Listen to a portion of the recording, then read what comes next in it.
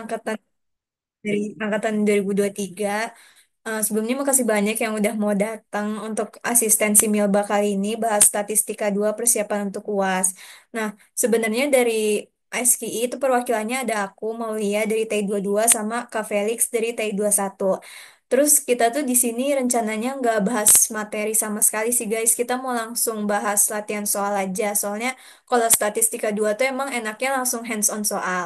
Nah, kebetulan kalau dari aku bakal bahas soal kuis kuis UAS tahun lalu. Terus kalau Kak Felix nanti bakal bahas beberapa soal UAS tahun lalu. Nah, sebenarnya untuk kuis tahun lalu itu yang pertama tuh ada tentang general factorial design. Cuma aku baru dapat info nih kalau misalnya ternyata materi ini nggak masuk di kalian. Jadi mungkin langsung aja ke pertanyaan nomor 2. Ini nih tentang 2K factorial. Nah, sebenarnya ini kan materinya cukup gampang ya. Aku yakin teman-teman juga udah pada ngerti ini gimana cara hitung-hitungannya, tapi nggak apa-apa kita tetap bahas aja. Nah, sebenarnya eh, kalau 2K factorial design tuh kadang tuh emang bentuk tabelnya tuh rumit gitu sih. Ada kayak faktor A, faktor B, dan lain-lain. Cuma yang kalian perlu fokusin tuh di dependent variable sama bagian responsnya ini sih guys. Bentar, lagi mau ngatur. Oke. Nah, terus mungkin langsung aja ke contoh soal yang ini. Kan karena tadi udah tahu kan kita bakal fokus di tabel yang ini. Nah, terus kalau misalnya rumus dari 2K factorial design itu kan kayak yang pertama-tama kita kan harus estimasi AB dan AB-nya dulu kan. Yang which is kalau misalnya kita mau ngitung si A, kita bakalan pakai rumus yang si min 1 plus 1 min 1 dan plus 1. Sebenarnya ini juga kayak simpel aja sih, tinggal di... Bentar.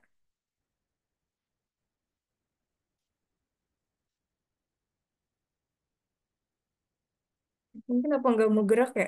Wait deh.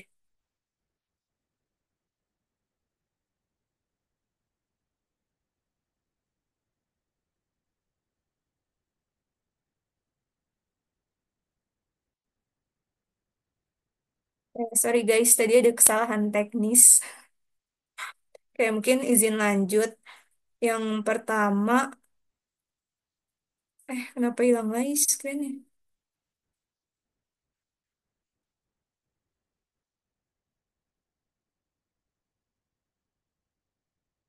Yang pertama, buat ngemudahin tuh biasanya aku bakal bikin tabelnya dulu sendiri.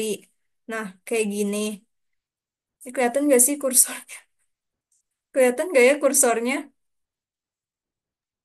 Kelihatan Kak kursornya. Biasanya bikin tabel dulu kayak gini, terus ya udah tinggal dimasukin aja. Terus biasanya tuh aku bakal kayak ngitung per baris dulu. Ini kan 0 tambah 0 0, terus ini totalnya 26, terus ini totalnya 2 tambah 1 3, sama ini 37. Nah, nanti abis itu kita bisa tinggal langsung masukin aja ke rumus. Kan ini kan yang pertama ditanyain estimasi AB dan AB kan. Yaudah, ini kan rumusnya tuh 1/2 kali N, yang which is N-nya itu 4 karena ini kan jumlahnya ada 4 replikasi. Nah, terus ini tinggal masukin aja min 1 yang sesuai si ini min 1, terus tambah A min B plus AB. Terus ya udah sih, nanti ini yang dimasukin tuh bakal angka dari penjumlahan per baris tadi. Jadi 0 tambah 26 min 3 tambah 37 sama dengan sekian, terus nanti dibagi sama 8, terus nanti ketemu hasilnya 7,5. Nah, terus untuk yang B sama AB juga kurang lebih sama sih guys, tinggal ngikutin rumus yang ini sama ini, tinggal kayak min 1, min A, dan lain-lain. Terus nanti pokoknya ketemu hasil A, B, dan AB-nya tuh bakal jumlahnya tuh sekian. Nah, kalau misalnya udah ketemu hasilnya, nanti bisa tinggal ini aja sih, ngitung si sum of square-nya berapa. Nah, untuk sum of square-nya tuh aku yakin kalian juga pasti udah tahu kan rumusnya berapa. Kalau ini nih, kalau nggak salah rumusnya tuh 4 kali N. Atau 4 atau N pangkat K gitu. Pokoknya ada rumusnya. Nah, terus nanti abis itu tinggal dimasukin angka yang 23 tambah 37 kuadrat. Bentar. Mungkin bisa dibuka rumusnya biar lebih jelas.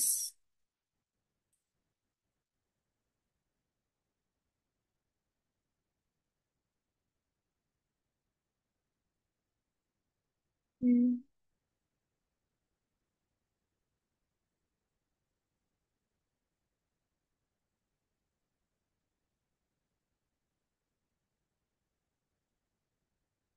Oke, rumusnya itu kurang lebih si SSA ini AB tambah A min B min 1. Yang which is dari hasil si estimasi AB dan AB yang tadi udah kita temuin kan guys. Nah terus tinggal 4 kali N, tinggal dimasukin aja sih ke rumus. Terus kalau untuk SST-nya, ini juga tinggal masukin ke rumus aja.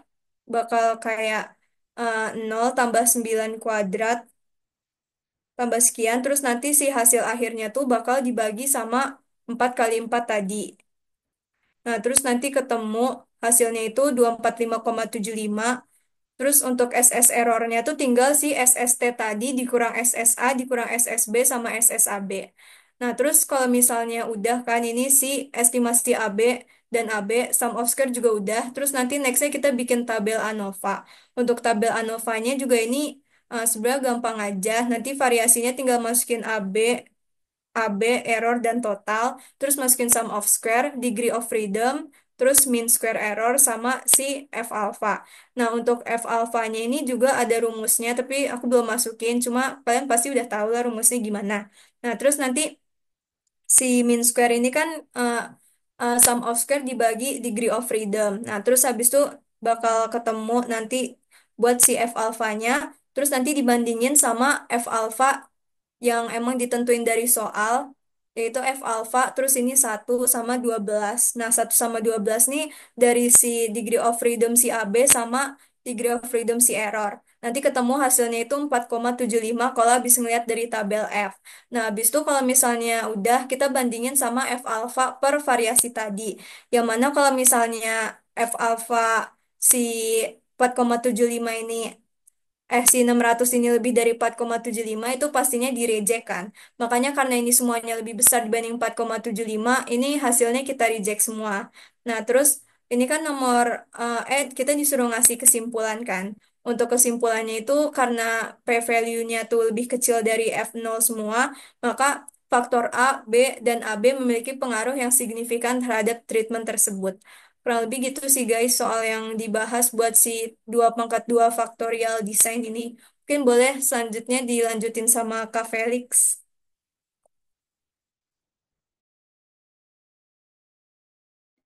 Oke, halo semua. Ntar gue izin share screen ya.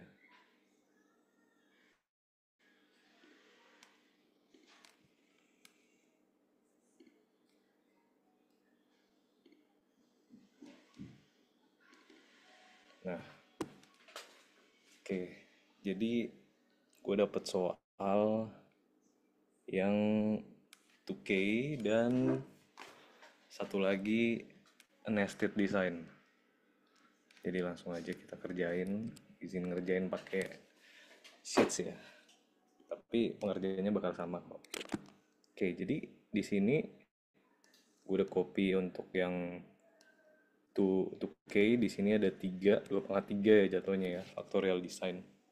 Basically sama rumusnya, cuman agak ribet aja. Jadi kayak kalau tips and trick gua, jadi ada ini algebraic sign buat nentuin ini treatment combinationsnya. Jadi kayak tinggal di adjust aja. Contohnya kayak misal AB. Kayak AB itu misal tinggal berarti plus min min plus. Tinggal di plus terus dikurang 111 kurang 150 terus ditambah lagi, tambah ini, tambah, dan juga kita kurangkan lagi, kita kurang 97 168 terus tambah 130 gitu seterusnya. Gue lanjutin lagi untuk yang C, berarti ini tinggal dikurang aja, kurang kurang kurang, sorry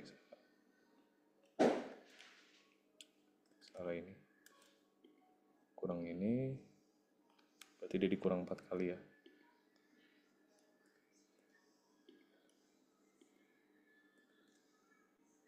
Nah terus kita jumlahin.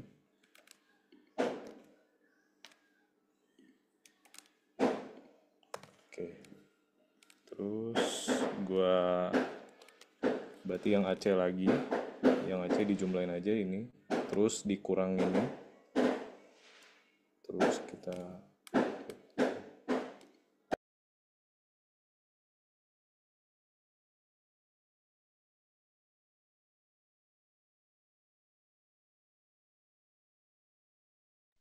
Oke, wait. Terus berarti yang ini plus ya. Ini kita jumlahin aja. Terus kurang ini sama kurang ini. Tambah kurang plus ini. Untuk BC berarti kita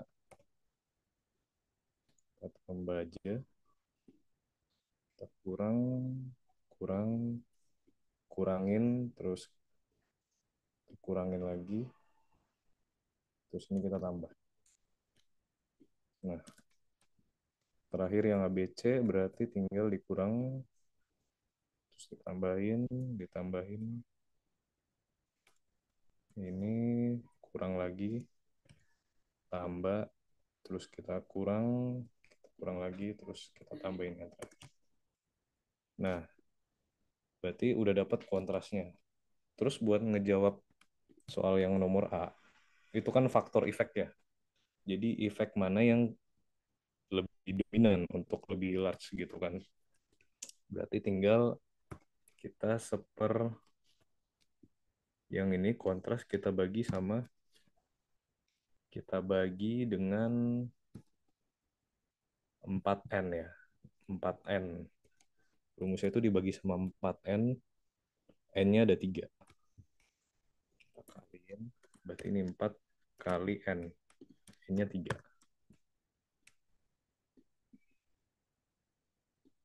Jadi untuk ngejawab, sorry, lupa diinin.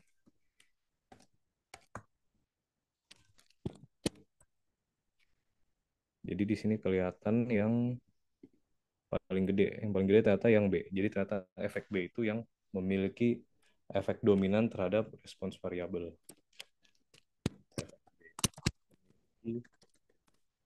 Dominan terhadap variabel.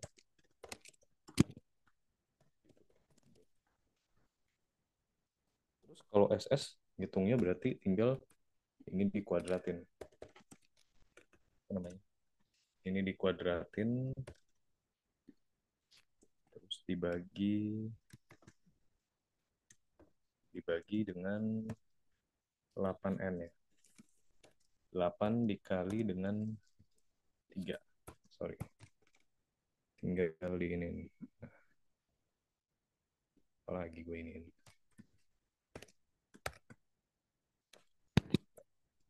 Tinggal diginiin. Nah, udah bisa di ini SS-nya. Pindahin aja ke tabel yang Liwan aja. Terus SST berarti SST rumusnya itu ini YJK yang udah di power, yang udah dikuadratin, kita kurangin dengan pertama ini dulu, kita pangkat duain ya. Terus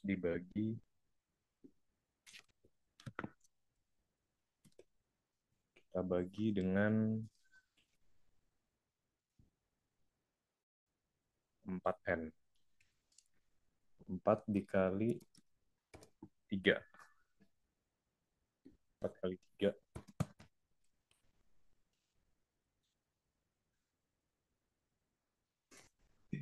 Pangkat 3, sorry. Gue gedein lagi. Nah, oke.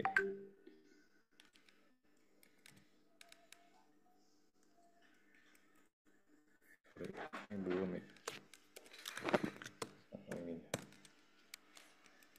Nah,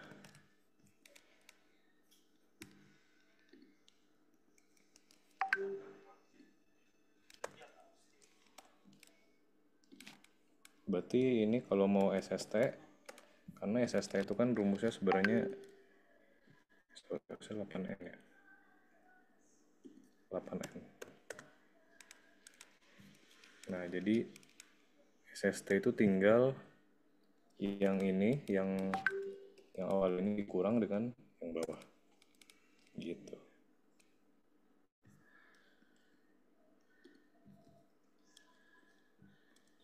Main gede juga Oke, berarti ini tinggal di copy aja ke sini. Sorry. Maksud gue ini. Oke. Berarti SS error, ya SS error itu tinggal ini semua SS total dikurangin dengan SSA sampai SS interaksi. Sorry, ini sum. Nah, terus berarti DF-nya, DF untuk ini sama semua interaksi itu satu. Itu satu. Untuk error, error itu 8 N kurang 1, berarti 8 kali 2, 16. Kalau untuk DF dari total sendiri itu 23. 24 kurang 1 ya. Tinggal dibagi aja. Nah, tinggal dibagi sampai error. Terus untuk F berarti tinggal dibagi sama error. Nah, sorry. Lupa lagi di ini. Nah, sebenarnya tinggal dilihat sih di sini 0, 0 komanya berapa gitu. Untuk F tinggal ditentuin dia termasuk tolak H0 atau enggak. Gue nggak bawa tabel sih di sini. Tabel DF, tabel F.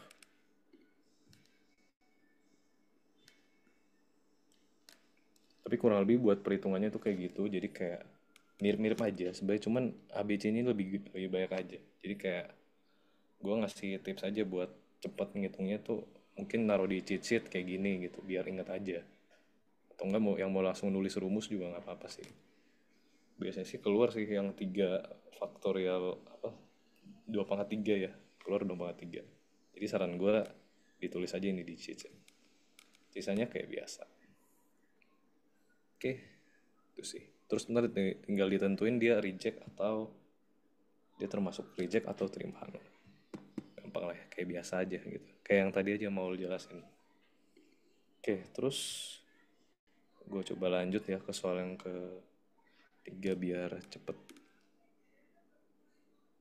Soal 3 ini nested design. Jadi dia nyuruh, itu sebenarnya kalau gue lihat mirip general factorial design, cuman dia sebenarnya nggak ada interaksi gitu sebenarnya. Jadi kayak kalian lihat ada bar size, vendor sama ini hit, itu bukan termasuk interaksi, jadi itu beda sendiri. Ini gue langsung coba kerjain aja. Gue udah salin tabelnya. Jadi di nested design itu eh, cukup beda. Jadi namanya bukan interaksi. Ada SSA, ada SSB within A, dan ada SSC within B within A lagi. Jadi basically itu kayak semacam bukan interaksi, cuman ada di dalamnya lagi gitu loh. Buat sum square-nya gitu. Terus buat ngitungnya kayak gimana? Nah, jadi yang perlu dipahamin itu yang penting di sini kan ada A. Yang bagian sini tuh A ini. Ini A. Yang atas sini B. Terus yang 1, 2, 3 ini 1, 2, 3 di sini itu C. Terus N-nya itu adalah replikasi. Jadi jumlah A-nya ada 2. Jumlah A-nya itu 2. Bar size 1/2 inch. Terus B-nya itu 3. Vendor 1, vendor 2, vendor 3. C-nya itu juga 3. Replikasinya ada 2. Di sini ada 2 nih. Mirip-mirip nama general factorial design buat pengerjaannya. Terus cara ngerjainnya berarti tinggal di ya ditulis aja ini rumusnya. Mirip-mirip sih sama general factorial design. Pertama gue pengen nyari SS total dulu biar gampang. Tinggal ini dikuadratin semua di power, dipangkatin 2 semuanya ini baru dijumlahin. Nah, terus untuk SST juga sama. Kita peroleh SST-nya segini. Terus gue pengen nyari SSA. SSA itu berarti YI titik titik titik dibagi BCN. Y titik-titik itu yang mana? Yaitu yang ini, bar size 1 inch sama 2 inch. Yaitu yang ini, 23,46 sama 31. Tinggal dijumlahin aja. Tapi ini harus kuadrat ya. Tambah ini kita kuadratkan juga. Dibagi sama BCN. Kali C kali N. Nah, dapat 86. Terus SSA-nya berapa? SSA berarti dikurang sama Y titik-titik ABCN. Yaitu yang ini. Udah gue hitungin. Dibagi sama ABCN. Berarti kalau mau dihitung tinggal ini dikurangin ini. 1,9321. Dapat SSA. Kalau untuk SSB within A itu berarti kita hitung YIJ. YIJ itu yang mana? Ada Y, berarti I-nya masih buka sama J-nya, vendor.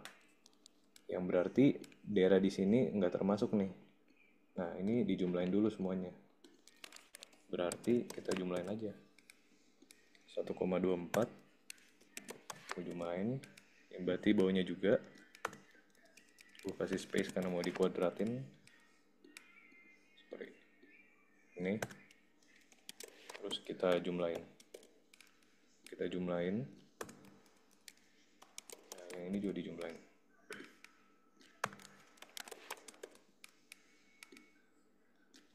Nah, ini kita tinggal kuadratin.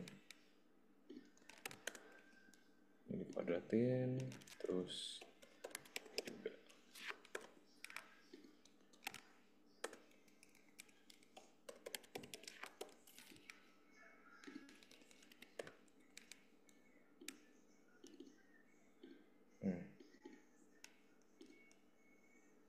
Nah, tinggal dijumlahin isinya kan. Ini sama ini sama ini. Kita bagi, nah di sini baginya sama CN. C-nya 3. C-nya 3, N-nya 2. Dikali kan. Nah, terus berapa SS-nya? Tinggal ini kurangin sama ini. SS-nya 0,2704. SSB within A. Terus yang SSC within B within A. Jadi semuanya gabung. Nah, berarti ini tinggal YIJK. YIJK itu berarti cuma ini doang nih yang dijumlahin nih. Nah, berarti kita jumlahin. Kita jumlahin ini. Ada 9 ya.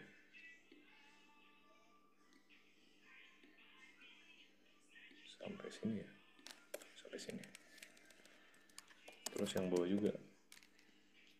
Karena semuanya. Cuman replikasinya doang yang dijumlahin. Terus habis itu kita pangkat duain aja. Ini 2. Power. Terus kita pangkat duain juga. Jadinya di pangkat 2 baru nanti dijumlahin semua.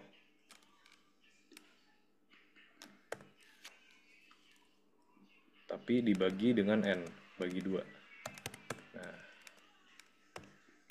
untuk SS itu kita kurang ini sama yang ini. Dapat 0,1998. Berarti tinggal diisi sebenarnya. A-nya adalah ini. B-nya ini. Terus si C-nya ini. Error sama. Dimana-mana error sama. Ini kurang ini. Semua. Terus ya bisa dihitung sih. Kalau DF itu ada rumusnya. Ntar gue lihat. Gue nyontek buku Montgomery dulu.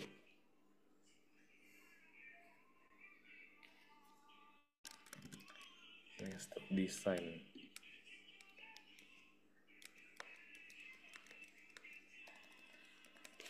Oke.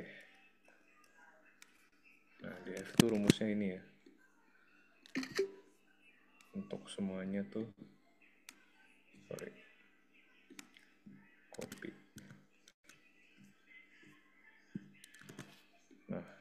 Jadi DF A kurang satu ini berurut ya buat ini ke bawah. Berarti A-nya 2. A-nya 2 berarti ini 1. B kurang 1, 2, 2 berarti 4 ya. Terus C3 kurang 1, 2. 2 kali 6, 12. ABC N kurang 1. Berarti 9 kali 2, 18 ya. Terus ini total ada 36. Berarti ini 35. MS-nya sama, berarti tinggal dibagi. Nah, F tinggal ini dibagi error. Ini juga dibagi error. Ini juga terakhir dibagi error. Terus tinggal ditentuin F 0,05 koma DF. Berarti DF 1 DF error berapa? 18. Tinggal dibuka tabel F-nya aja sih. Terus dilihat dia termasuk reject atau tolak nol. Yang berarti misal gue lihat deh 427. Kalau ini udah pasti tolak nol nih. Ini udah pasti tolak nol, gede banget.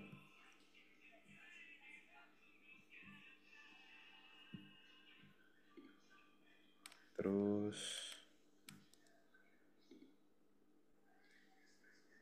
DF1, DF4, DF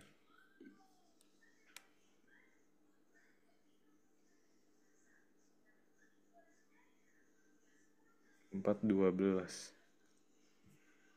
4 sama 12 di sini 3. Berarti ini juga tolak nol. Terus ini 3,6 12 18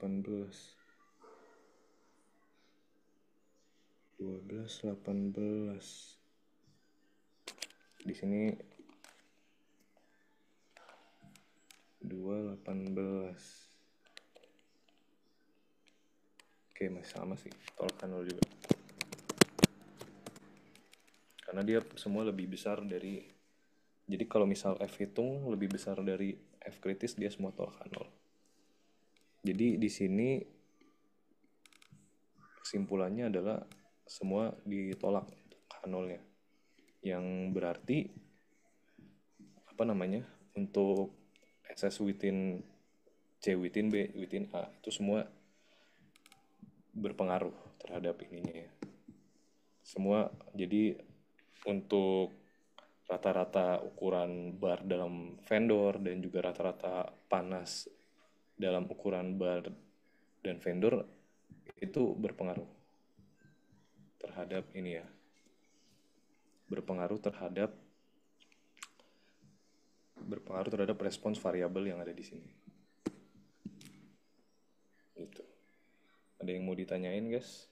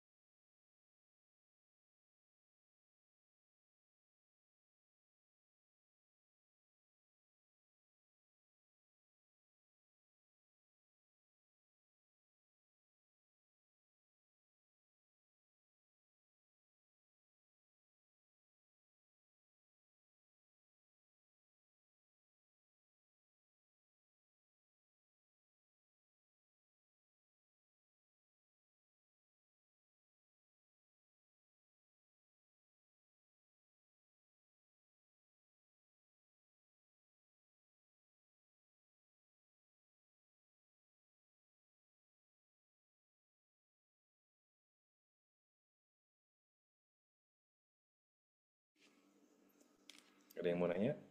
Atau gua tambah satu soal lagi kali, nested design.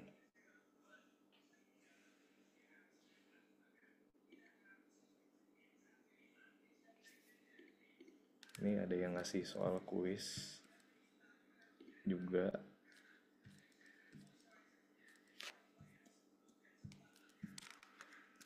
Mana tuh tadi?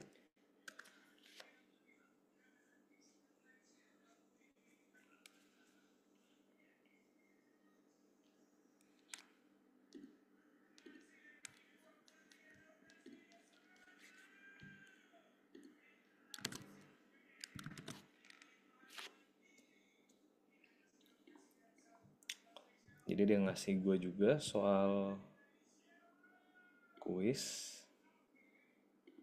Ini nested design, boleh kali kita kerjain ya.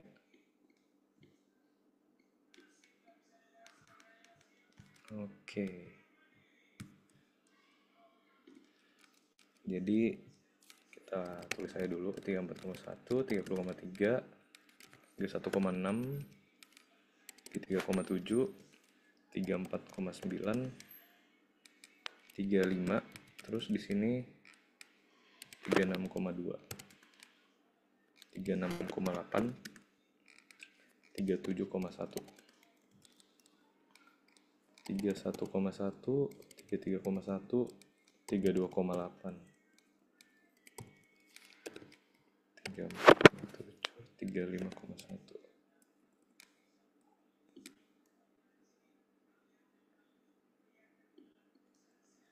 Terus 34, 33,9,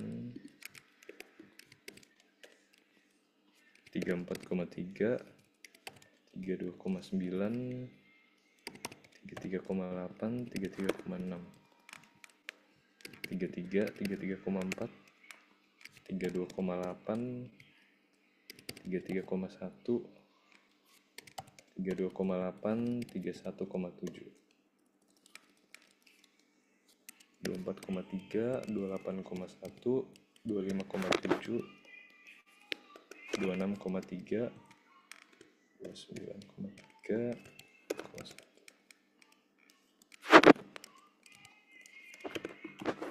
24,9, 24,1,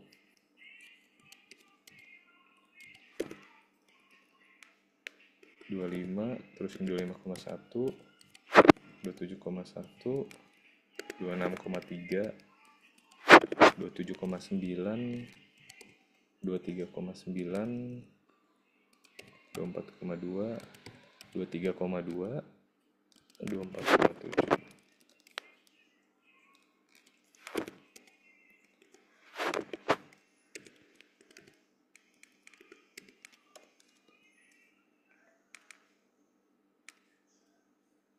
Sorry. 25,3, 28 sama 24,8.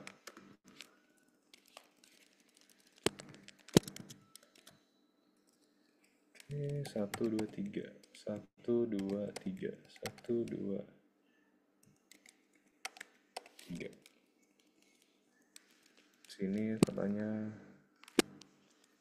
power 1 ya. Apa ini power 1? Di sini power 2. Power 2. Terus dibagi lagi mesin 1. Mesin 2. Mesin 3. Ini katanya station. Station, analyze. Oke. Jadi prinsipnya sebenarnya mirip. Kalau untuk apa namanya nested design itu analyze ininya, analyze untuk mesin sama ininya, apa namanya,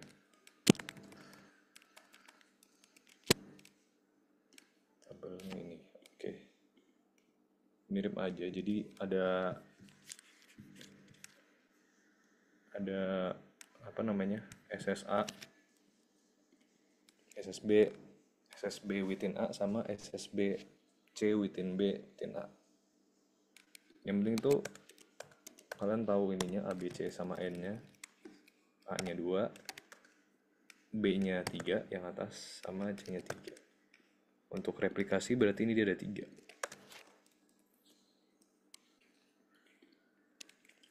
Berarti gue geser dulu sini. Nah, yang pertama kan biasanya hitung,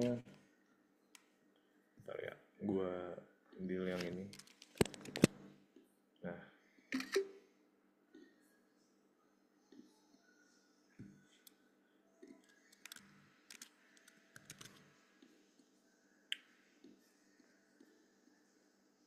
prinsipnya sama. Yang penting dihitung aja.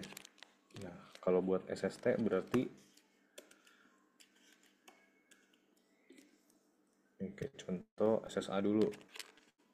Berarti dijumlahin aja yang YI-nya ini.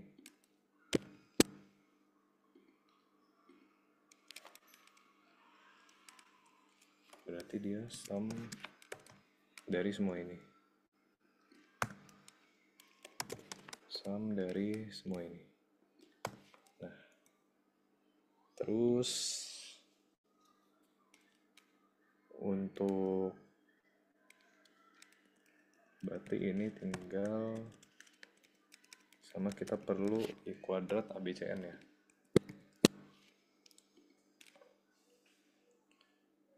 I kuadrat. Berarti kita powerin aja yang ini. Ini semua dikuadratin dulu guys, sebelum dijumlahin ya. Jangan sampai lupa. Ntar kalau di kalkulator juga gitu.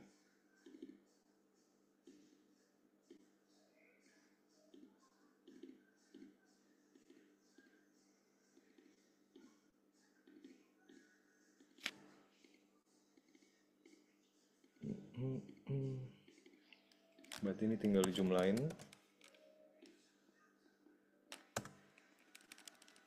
Dijumlahin deh. Sum ini. Oke. Berarti ini kayak tadi aja. Ini dikuadratin tambah ini kita kuadratin bagi BCN.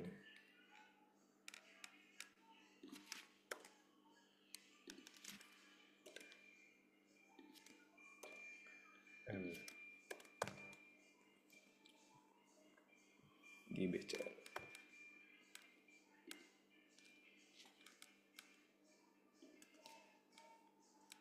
Balik ya.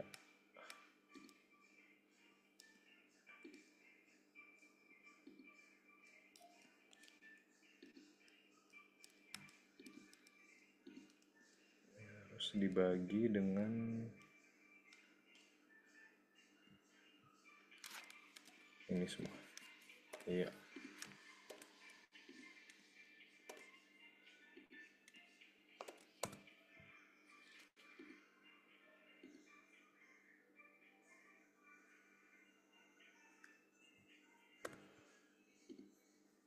Gak besar gitu ya. Oke, terus yang berarti kalau yang ini YIJ. YIJ berarti yang ini ya, I sama J. Tinggal disesuaikan aja sebenarnya yang dibutuhin ya. Kalau YIJ berarti sum yang ini, terus sum yang ini disamkan, ini disam lagi, sum up to this.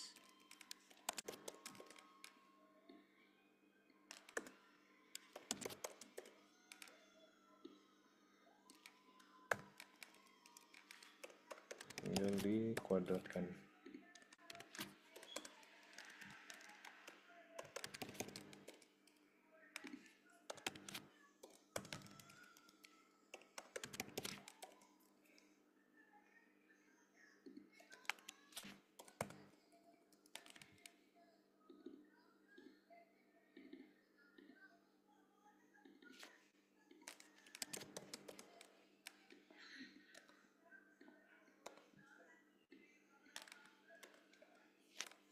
bagi sama CN.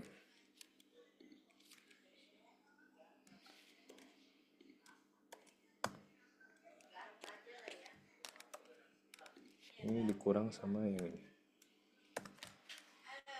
Dapat 21. Terus untuk yang ini sama berarti ini. Belum ada sum. Tinggal di sampai ini. Nah, yang bawah juga diinin, dijumlahin. Jadi jumlahin dulu baru dikuadratin.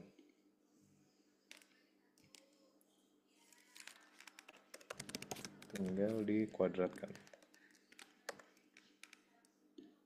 Bentar. Oke.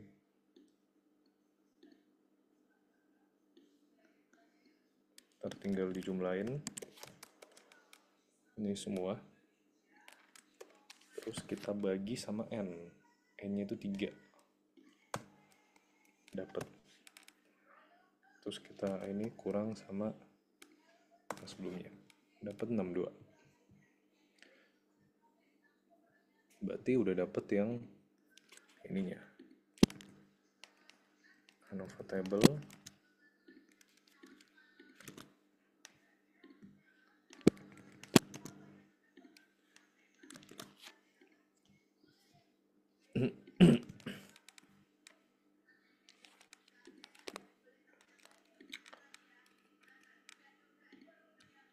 Berarti hanya dapat ini gede banget ya. Oh ya, sama SST-nya belum. SST berarti ini dikuadratkan ya.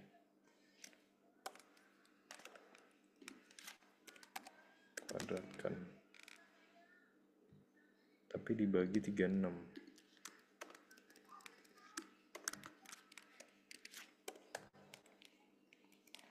36, sorry. 2 kali 9, 27, 54 ya.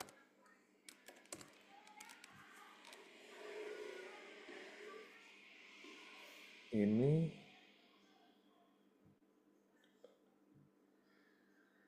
oh enggak, ini harusnya nggak dibagi, sorry. Ya. Jadi untuk SST itu ini yang ini dikurang dengan yang ini juga harusnya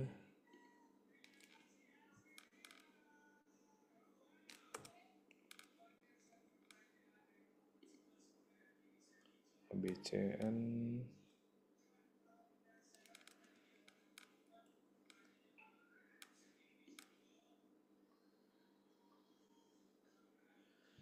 salah ini, sorry. Ini harusnya dikurang dengan yang ini. Nah,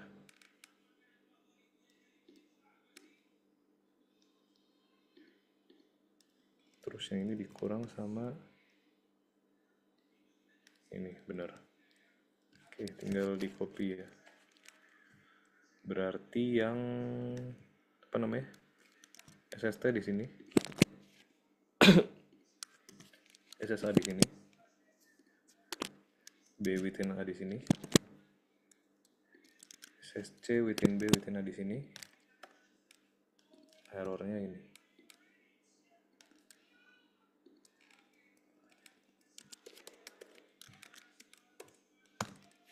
Oke.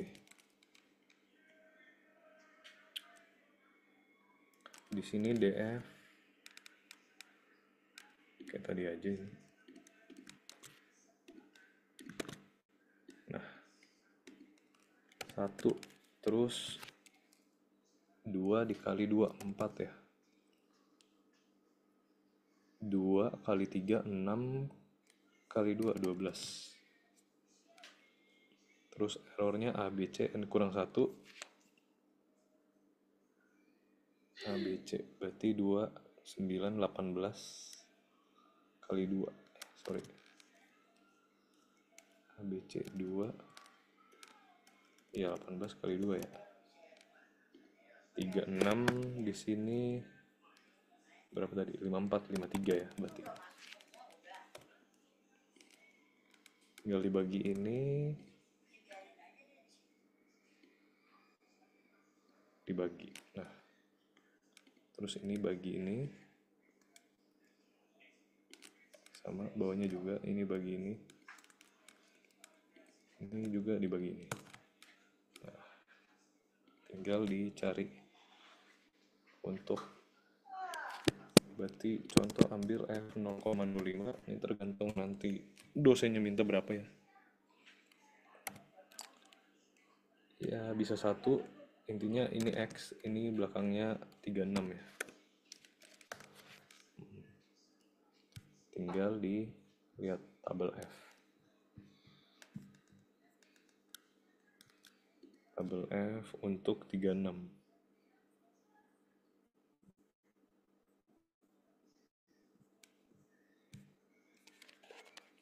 Ini masih tolak sih, tinggi banget. Bentar.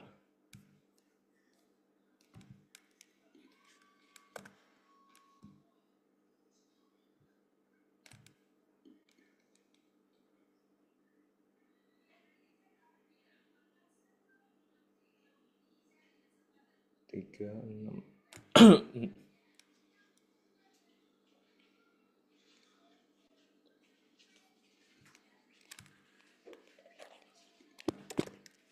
Ini berarti lebih gede, dia tolak K0.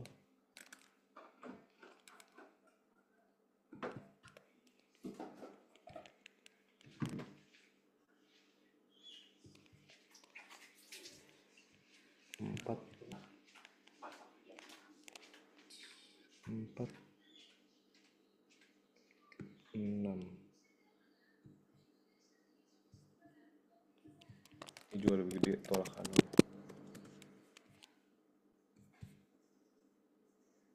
12, ke 6, lebih gede juga tolak K0. Berarti apa namanya? Ini signifikan ya. Untuk ada perubahan gitu. Ada perubahan signifikan dalam menerapkan misal power 1, mesin 1, dan tadi di soalnya apa ya? Bentar, wait.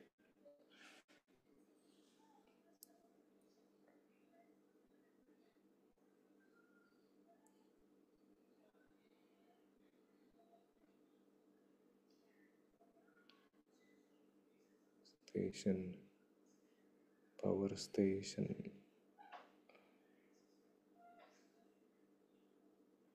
Iya, berarti stationnya ya overall semua signifikan. Berarti untuk kasus yang ini, soal yang ini ya. Jadi untuk proses engineeringnya, untuk apa namanya, mesinnya, dan juga untuk power setting sama stationnya itu semua signifikan.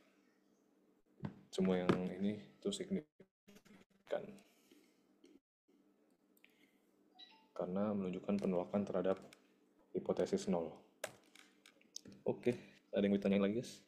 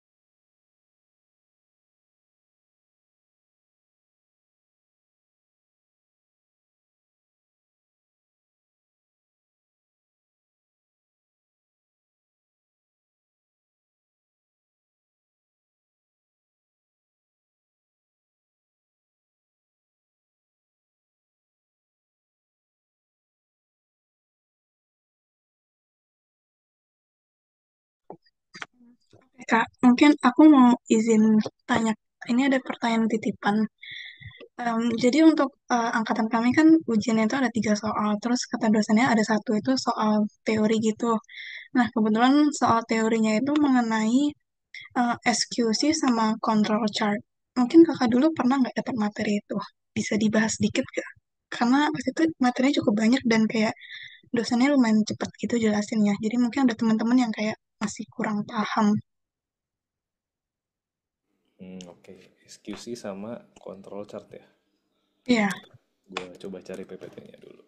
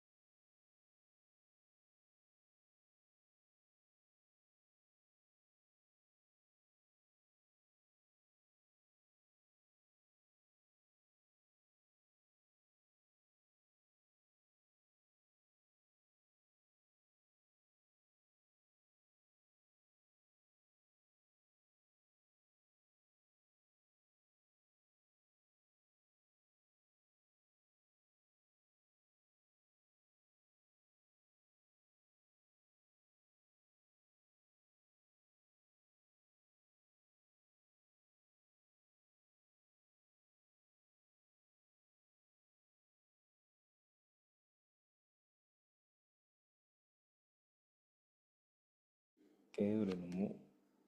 Ntar ya, gue ganti share screen. Ini ya, SQC.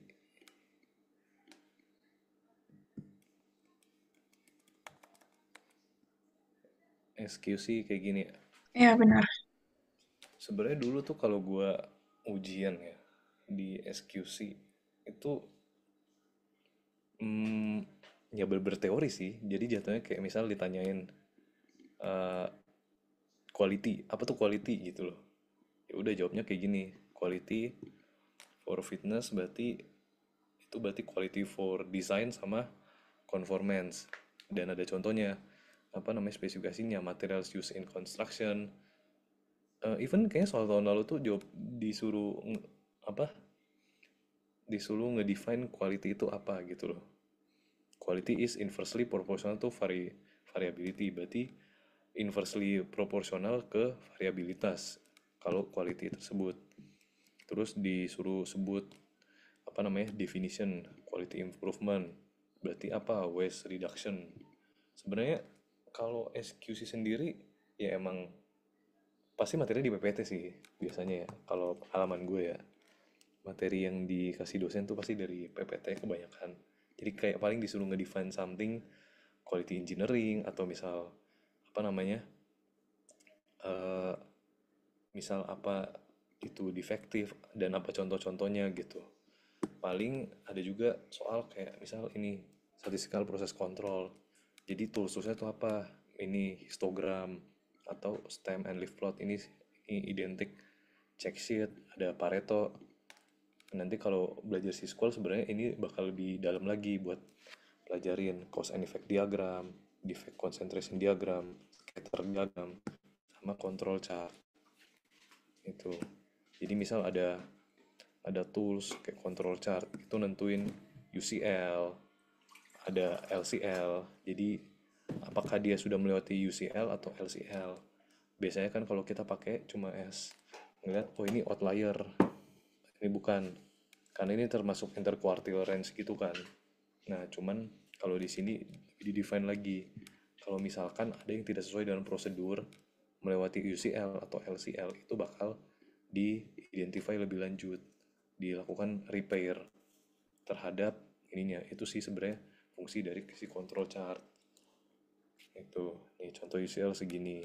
Kalau masih di batas UCL sama LCL itu nggak apa-apa. Cuman kalau di keluar dari itu berarti udah termasuk outlier. Itu harus ditindak lebih lanjut. Itu salah satu contohnya. Ada control limits. Nah, ini untuk UCL sama LCL. Bisa pakai standar deviasi, bisa pakai quartile range, sebenarnya macam-macam untuk control limits. Cuman ntar juga kalian bakal belajar di siskwal itu ada 3 sigma, 3 sigma control limits, ada 3 sigma, Six Sigma, dan macam-macam untuk standarisasi gitu. Nah, ada chart model juga kayak gini. UCL-nya segini sama LCL-nya bisa pakai ini. Banyak sih sebenarnya contoh-contohnya untuk control chart. Nah, ada distribution. Nah, ada yang distributionnya standar deviasinya lebih besar. Dia lebih nyebar. Standar deviasi lebih kecil, dia lebih sedikit. Ini untuk yang pengen yang presisi lebih. Biasanya orang-orang pengen yang presisi lebih dengan standar deviasi makin tinggi. Jadi kalau standar deviasi makin tinggi, eh, kemungkinan untuk apa namanya defect itu kecil karena semua udah sesuai dengan prosedur. Dia nggak akan lewatin UCL sama LCL gitu. Jadi apa namanya untuk use of control chart yaitu untuk improve the process. Jadi kalau ada yang keluar dari UCL sama LCL itu pasti bakal diimprove. Kenapa ya nggak bisa gue slide? Tuh jadi kayak gini. Input, proses, output. Di sini ada measurement system, yaitu untuk statistical control itu dia akan lihat apa namanya cause and effect gitulah, identify root problem sama implement corrective action. Jadi proses yang ini bisa berjalan dengan apa as usual gitu loh. Itu gunanya dari SPC itu sendiri. Nih bisa pakai X atau R chart gitu kan, datanya enter correctly, ini flowchartnya lah bisa dilihat sendiri untuk apa namanya X bar sama R chartnya tuh. Terus ada proses variability, jadi ada stationary, ada uncorrelated. Nih kayak ini kan stationary and uncorrelated, jadi kayak nggak ada korelasinya tapi dia masih stasioner. Ntar kalau misal kalian pengen belajar stationarity itu bakal di explain lebih lanjut di matkul namanya forecasting method, metode peramalan untuk stationarity. But for you, untuk tahu sekarang ya kayak gini lah buat stationarity. Ada yang autocorrelated, jadi kayak dia membentuk suatu pola, ada pattern. Kalau ini kan random, ini ada patternnya, autokorelasi. Jadi ada something nih sebenarnya kalau dia ada autokorelasi. Ada juga yang non stasioner. Jadi kayak dia membentuk drift. Drift itu ya sama ada di forecasting method. Jadi dia punya stable sama fixed mean. Nggak terlalu gini lah gambarnya ya, lihat lah ya. Kelihatan lah itunya. Kalau nggak stasioner. Terus control limits. Ini kayak yang gue bilang orang biasa set 2 sigma, 3 sigma. Even kalau di sisqual tuh banyak yang ngeset 6 sigma, 6 sigma namanya. Untuk control limitsnya. Ada warning limits juga di center line-nya. Sampling frekuensi, banyak sih tools-toolsnya ini. Ada sampling frekuensi juga. Ini false alarm gitu-gitu. Sama ada subgroup ya di sini. Jadi ini kayak proses sampling sih sebenarnya. Sebenarnya dibaca-baca aja sih, tapi jarang sih kalau gue bilang ini masuk ya. Paling yang tanya itu kayak tools sama apa namanya, harusnya tools-tools gitu sih. Cuman nggak tahu ya kalau Bu Nurul suka ngide-ngide. Rational subgroup ini kayak sampling di ininya. Sebenarnya kayak sampling approach aja untuk mendekati sampel aslinya gitu loh. Dari X sama bar chartnya. Jadi ada pattern, harusnya pattern kan non random. Cuman ini ada pattern gitu kan di control chart. Ada patternnya cyclical. Itu kalau perlu diiniin. Tapi as long as tidak mendekati UCL LCL masih di dalam batas 3 sigma control point itu masih oke, karena variabilitasnya kurang. Itu seperti yang di mention tadi, quality itu yang penting inversely proportional of variability. Kita nggak mau variability yang terlalu banyak gitu. Nah ini action yang harus dilakukan. Phase 1, phase 2. Jadi phase 1 retrospective analysis, trial control limits, dan phase 2 itu monitor. Proses monitoring juga penting di dalam ini phase. pace pengerjaan apa namanya, proses sistem quality systems. Terus ada check sheet, ini juga toolsnya yang termasuk tadi ya, Pareto, check sheet sama Pareto. Pareto juga termasuk tools. Kalau bisa diingat-ingat toolsnya tadi histogram, check sheet, Pareto, cause effect diagram. Ini kalau kalian sering lihat ini fishbone. Fishbone udah familiar lah ya. Nah, karena ini juga bakal nanti lanjut di siskual di semester depan untuk fishbone, defect concentration diagram, terus ada scatter plot, scatter diagram. Nah, jadi terus ada implement SPC in quality improvement. Kata gue ini juga dihafalin sih. Ini kadang-kadang suka keluar gitu. Terus ada satu lagi control chart, emang ini juga ya.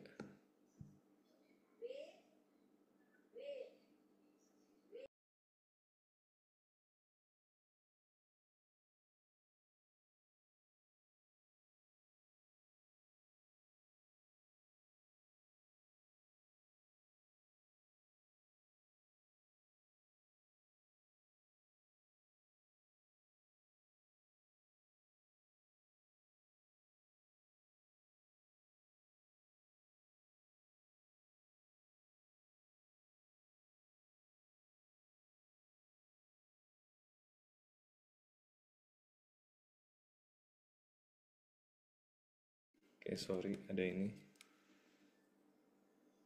Terus ini juga ya, control chart ya. Iya, kemarin materi yang SQC sama control chart kayak disatuin gitu. Cuman nggak tahu sih teorinya yang masuk yang mana. Ah, biasa sih SQC ya. Apa SPC ya sebenarnya? Statistical ini ya. Sebenarnya control chart itu mirip-mirip sama yang gue omongin tadi. Jadi kayak apa namanya? Ada fraction, ini fraction non conforming. Sebenarnya control chart tuh basically buat ngontrol ininya. Distribution random variable diperoleh dari binomial. Dulu kan ada di theoprop kayak gini ya. Standar deviasi PQ per n. Ini kan untuk control chartnya ya. Biasa di call ini P chart gitu. Terus untuk UCL, LCL, nah biasa orang-orang pakai kayak gini. Jadi UCL itu P ditambah 3 akar PQ per N ininya. Jadi sebenarnya kayak dia orang ngeset angka 3 gitu. Terus dia plus minus gitu dari center line-nya. Itu kayak visualisasi yang tadi untuk nentuin UCL sama LCL. Biasanya di sini juga di set LCL 0. Assume control chart only has an upper control limit. Gitu. Ini ada control chart juga.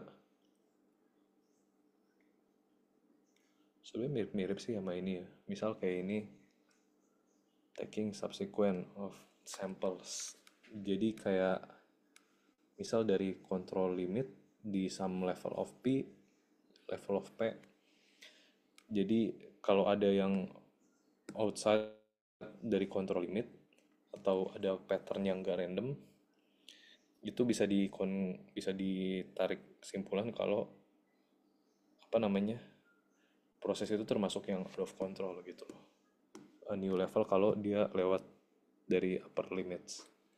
Kayak yang gue bilang tadi, kalau misalnya nggak sesuai sama standar atau prosedur, ya itu dinamakan out of control gitu. Out of control sehingga perlu penanganan khusus kalau melewati batas UCL atau LCL dari P-chart itu. Nih, contoh ini. Ada soalnya contoh, tapi jarang sih keluar soal hitungan. Paling soal-soal teori gitu sih. Ini kayak dia ngasih hitungan ya sebegini sih. Dia pengen ngitung UCL sama LCL-nya. Kalau aku lihat UCL sama LCL dan digambarin. Nah ini kan dia lewat dari UCL. Berarti ada proses yang out of control. Ini harus distandarisasi. Sampel 15 sama 23 kan dia bilang. above the upper control limit, so the process is not in control, out of control kayak gue bilang tadi. Jadi di sini harus diinvestigasi atau assignable cause can be determined, apa solusinya buat ditentuin dari problem itu.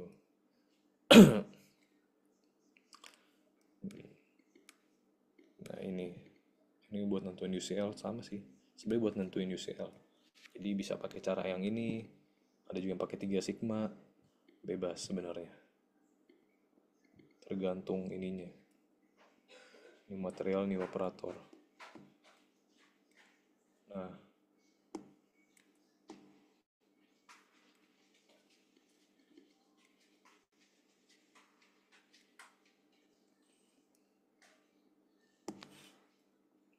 terus dia ada adjustment di sini, nah jadi normal lagi sebenarnya, gitu aja sih. Dari sini ternyata dia habis nambahin adjustment, pas di running lagi sampai sampel seterusnya, oke dia udah mulai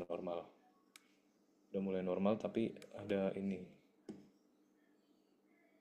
apa namanya, ya jatuhnya normal sih karena masih di bawah UCL kan, ada yang bawah sedikit tapi katanya nggak, not include in limit calculations.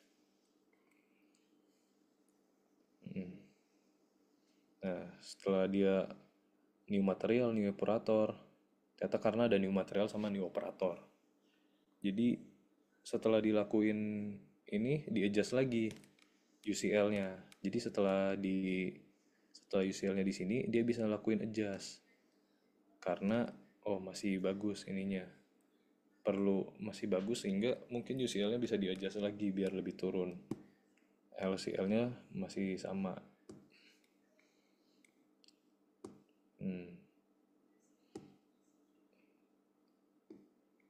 Terus dia nambahin sampel lagi, udah di adjust terus LCL sama UCL. Jadi kayak mungkin untuk non conforming ini bisa adjust lagi sampel size-nya, control limits-nya juga bisa, sama frekuensi dari samplingnya itu bisa di adjust semua. Terus ada juga NP control chart. Nah ini aja juga nih model-model NP. Jadi sebenarnya bisa NP, bisa standar deviasi, terserah sih ininya, tergantung gitunya. NP founded ini oke. Terus ada sample size, kita bisa setting variable width-nya, control limit base, average sample size, standardized control chart-nya juga. Ini kayak yang gue bilang biasanya, yang udah distandarisasi pakai standar deviation.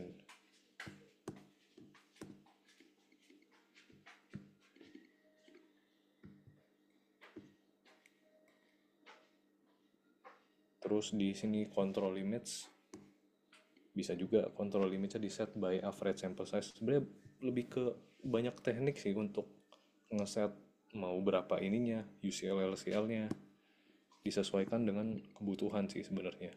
Kalau misalkan emang butuh presisi tinggi, misal boleh digedein untuk ininya, apa namanya, P ininya atau sample size-nya boleh digedein, standar deviasinya juga boleh ditinggiin. Itu sih sebenarnya. Untuk defects juga ada. Jadi ada defect juga, nah itu bisa juga pakai C-chart. Ini yang biasa umum pakai 3 sigma limit. Jadi pakai 3 sigma gitu. Kita pakai 3 sigma untuk ininya bisa ditentuin. Ini kan ini dibagi sampel. Dari center line kita bisa pakai control limitnya. Ini diinvestigasi ada error, ada temperature control, macam-macam. Yang penting kita identify pas di sini tuh ada apa ternyata.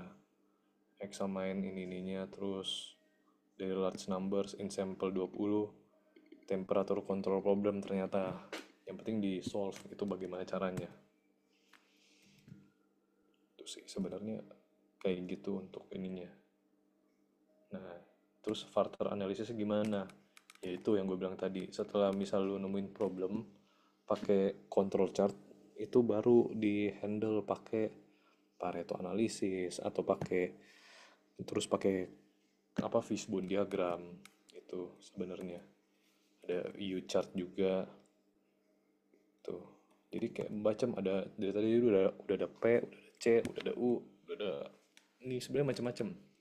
Tapi konsepnya sama UCL. Mungkin lo pada pelajari lebih lanjut aja tentang U ini bagaimana metodologinya buat apa namanya buat pengerjaannya kayak ini X bagi N. Jadi ternyata dia bagi total defect dibagi inspection units. Average-nya berapa? Nah, baru di apa dijumlahin sama dikurangin untuk dapat UCL sama LCL. Dengan X-nya itu adalah pasang random variable. Ini lagi pakai distribusi pasang di situ. Tergantung ininya, sample size-nya.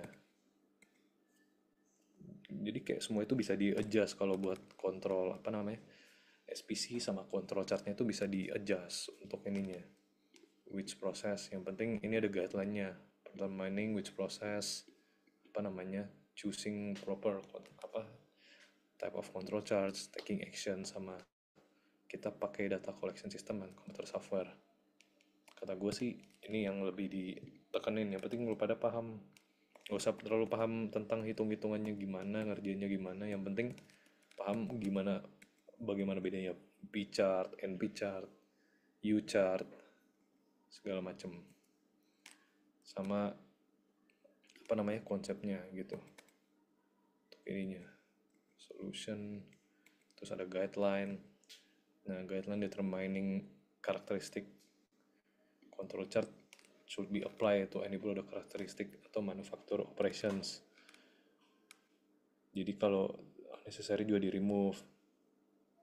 Terus apa namanya informasinya should be keep current, apa yang terbaru gitu. Current control chart use effectively, new knowledge, ada something atau ada insight yang didapat, kita find number X dan R chart.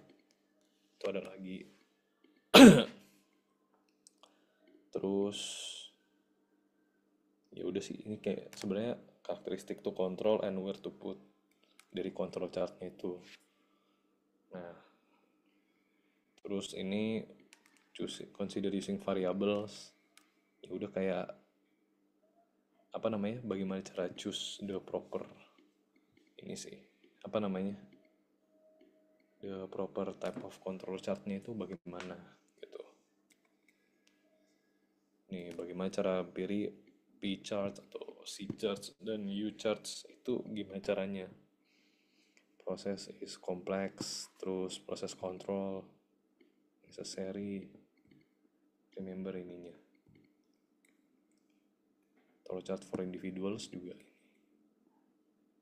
Nah, ya udah terus untuk statistical proses control ya udah ada apa confusion matrixnya juga untuk proses capable atau in control. Nah, itu bisa dilihat di sini. Actions taken, apa actionnya untuk improve proses. Terus capability ditambahin 3 sigma, ininya sigma, kurang 3 sigma, etc. Banyak lah untuk ininya. Histogram or probability plot juga bisa. Jadi misal kalau mau analisis pakai histogram juga bisa. Ini kan histogram tuh normal biasanya dipakai buat ini. Terus probability plot ini buat hitung normality biasanya. Yang udah dipakai juga kan sebelumnya. Probability plot kita lihat apakah dia membentuk linear, membentuk regresi linear apa enggak gitu. Time to failure-nya. To failure. Terus capability ratio ini kayak semacam tools aja sih buat ininya. Actual capability, normality juga, assumption of normality kan biasa penting ya sebenarnya. Makanya di setiap tubes-tubes juga normality itu penting. Jadi kayak data yang nggak normal tuh biasa dilakukan transformasi, di apa lakuin PCR to handle non normal data, dan juga banyak distribusi untuk apa namanya transformasi dari data itu sendiri. datanya banyak dilakuin distribusi, transformation proses. Terus ya udah, ini proses capability analysis, basicnya sama UCL LCL itu untuk make sure, cuman dia di sini ada nambahin apa namanya capability-nya, jadi dikurang LSL, dibagi 3 sigmanya untuk ininya ya, for battle strength data. Nah, terus production is operator controllable, no evidence we require to improve process, karena apa namanya sesuai dengan apa namanya capability analisisnya. Terus desain eksperimen juga ya, ini sih sebenarnya tinggal dibaca-baca aja sih kalau buat ini ya, terus masuk rumus-rumus ini kayak DPU, DPMO ini bakal muncul di sisqual, sebenarnya relate ke sisqual aja sih ini, cuman kalau di statin tuh lebih ke arah teori-teorinya, ntar banyak hands on-nya sih di sisqual ya, kalau gue bilang lebih banyak hands on-nya di situ. Cuman yang penting kalau menurut gue cuman penting lu paham control chart itu apa, fungsinya apa, tools-toolsnya apa aja. Yang tadi gue bilang ada fishbone, ada apa namanya, eh apa sih namanya gue lupa, Pareto, macam-macam. Yang penting lu pada paham itunya. Terus bagaimana cara milih chartnya, bagaimana cara milih ininya dari P chart, U chart, sama apa namanya NP chart gitu. Itu aja sih dari teorinya ya yang penting. Nggak terlalu banyak, apalagi kan baik hitung-hitungan juga. Tapi sepengalaman gue yang ini sih selalu masuk teori, jadi paling hafalin aja definition quality apa, quality improvement apa, quality engineering itu apa, itu aja ya. Ada kok di PPT tadi, mostly dari PPT semua, sama tools-toolsnya itu sih biasanya ya yang keluar. Oke, ada yang mau tanyain? Sisanya hands on dari biasanya di sisqual sih. Oke, thank you Kak. Mungkin ini aku izin bacain lagi hal titipan dari teman, tapi ini bukan terkait teori. Jadi ada yang minta untuk bahas soal blocking co-founding in 2K. Kira-kira Kak masih berkenan nggak? Ini udah 1 jam lewat. Ada soalnya nggak ya? Untuk contoh soalnya nggak ada sih, karena kalau nggak salah kemarin pas kuis itu nggak keluar. Cuman sempat dibahas di PPT gitu. Hmm, sebenarnya gue jarang sih lihat muncul soal blocking co-founding di UAS ya. Paling mentok tuh 2,3 lah. Itu harusnya keluar sih emang. Soalnya kayaknya agak lama lagi ya kalau ngerjain apa namanya pakai blocking. Cuman kalau mau request co-founding, cuman seingat gue tuh jarang, sumpah. Jarang sih kayak muncul soal blocking and co-founding. Tuh level blocking.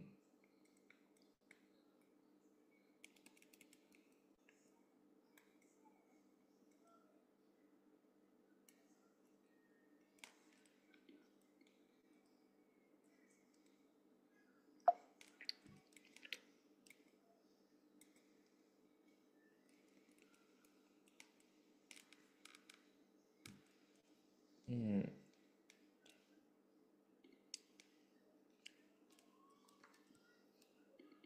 Sebenarnya sih kalau blocking ya itu mirip aja basicnya.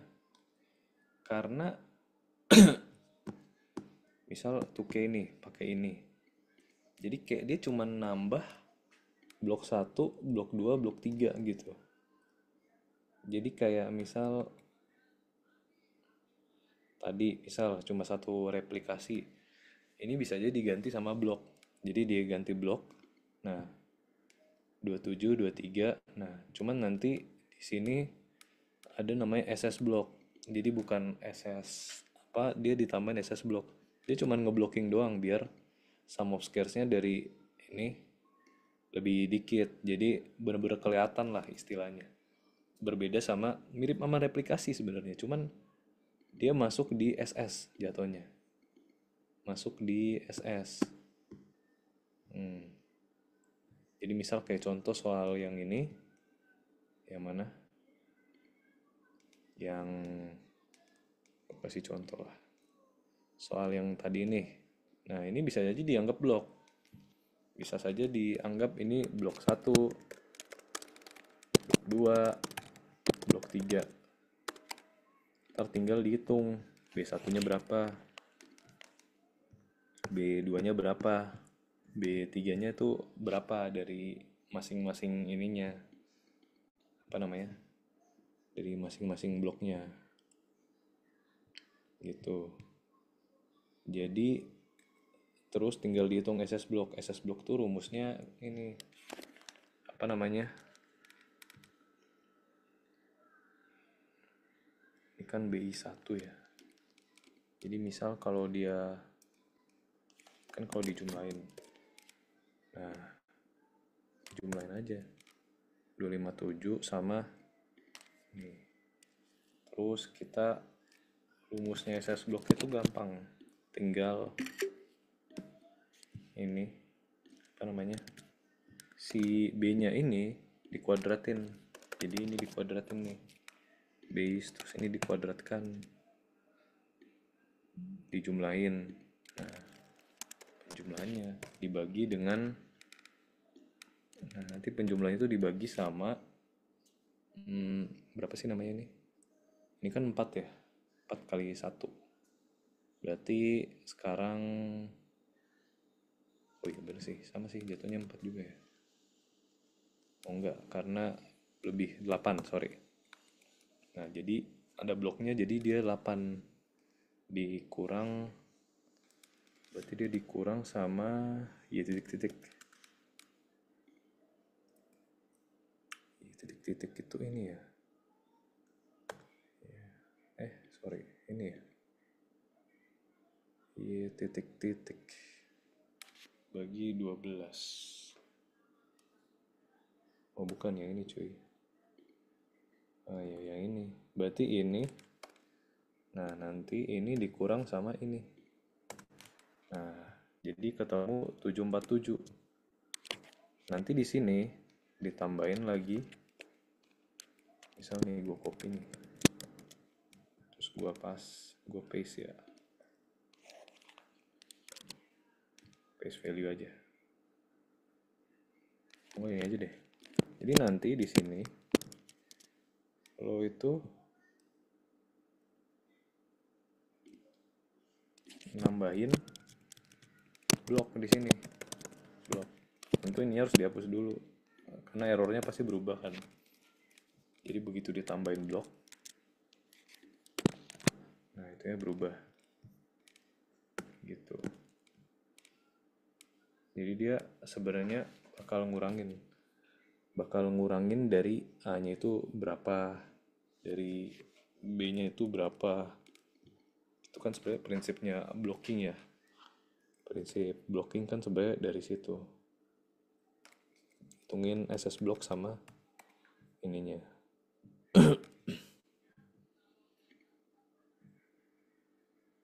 Mirip-mirip replikasi, cuman dia kayak semacam ngurangin error aja sebenarnya. Jadi kayak ngurangin errornya tuh berapa gitu. Itu sih sebenarnya. Jadi kalau di sini ada ini, kan ketahuan errornya nanti berapa. Lebih kecil lagi. Jadi errornya makin kecil. Itu sih sebenarnya tujuan dari blocking, membuat errornya tuh lebih dikit. Tapi prinsip kerjanya sama. Gitu.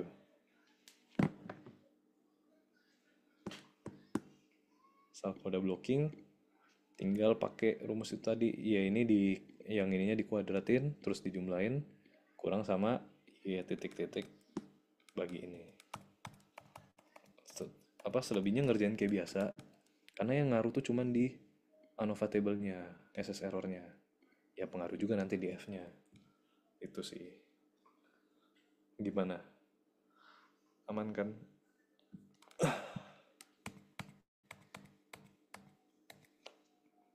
Nggak jauh beda sih sebenarnya. Makanya di bab 7 juga kalau tentang blocking and co-founding tuh nggak terlalu banyak isinya. Karena ya basically sebenarnya kayak bisa digabung dalam satu chapter gitu loh. Makanya sebenarnya mirip-mirip aja gitu proses pengerjaannya. Ibaratnya tinggal masuk rumus lah gitu, ya kan?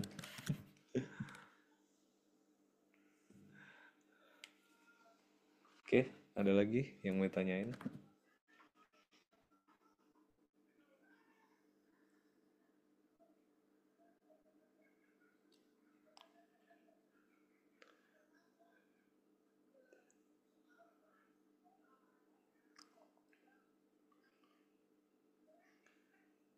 Oke, makasih Kak. Kalau yang dari titipan aku cuma sampai itu sih. Mungkin teman-teman yang lain, apakah masih ada yang mau bertanya? Bisa langsung aja. Oke.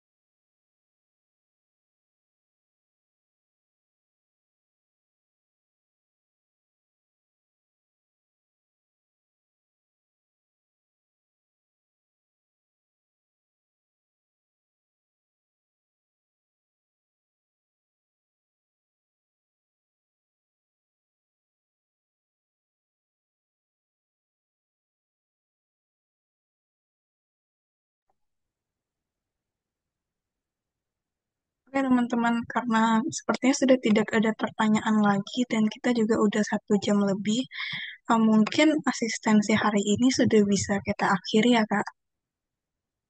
Ya, aman-aman. Oke, kalau gitu mungkin teman-teman boleh on cam dulu, Kak. Aku mau izin dokumen. Aku tunggu 1 menit ya.